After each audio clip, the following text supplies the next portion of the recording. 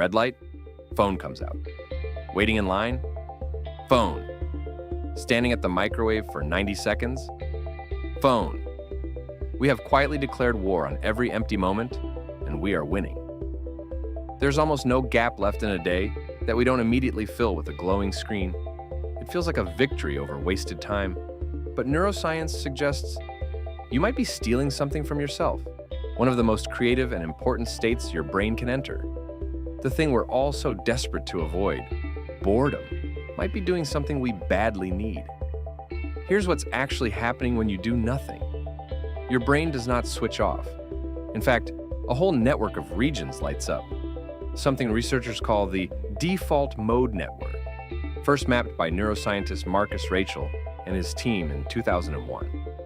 This is the network behind daydreaming, behind remembering your past and imagining your future, behind quietly connecting ideas that were sitting in separate corners of your mind. It's where your brain does its background processing, and boredom is the ticket that gets you in the door. And this isn't just a nice theory. In 2014, psychologists Mann and Mann Cadman ran a clever experiment. They took one group of people and made them do something mind-numbingly dull first, copying numbers out of a phone book by hand. Then, everyone was given a creativity test. Come up with as many uses as you can for an ordinary object, like a plastic cup. The result? The people who had been bored to tears beforehand came up with more ideas and more creative ones than the group that hadn't. The boredom didn't dull their minds. It primed them. It pushed their thinking inward. And that wandering is where new ideas get made.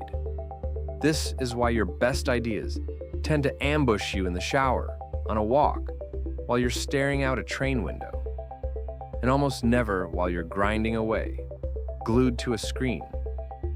Boredom is a signal. It tells the brain there's nothing interesting out here. So the brain turns its attention inward instead, rummaging through old memories, recombining fragments, quietly making meaning out of the pile.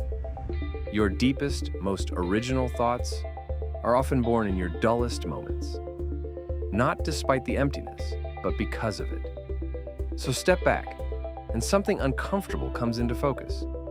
The cure we've invented for boredom, the infinite scroll, the always available feed, is actually the disease.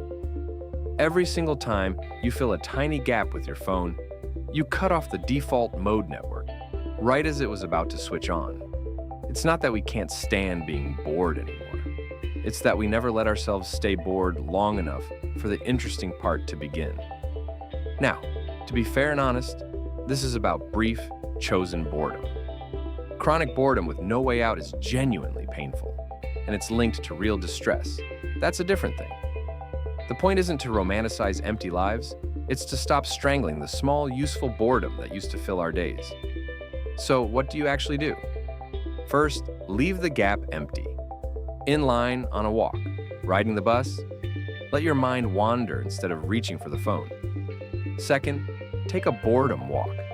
No podcast, no music, no destination, just you and your own head. Third, do your dull tasks without stimulation.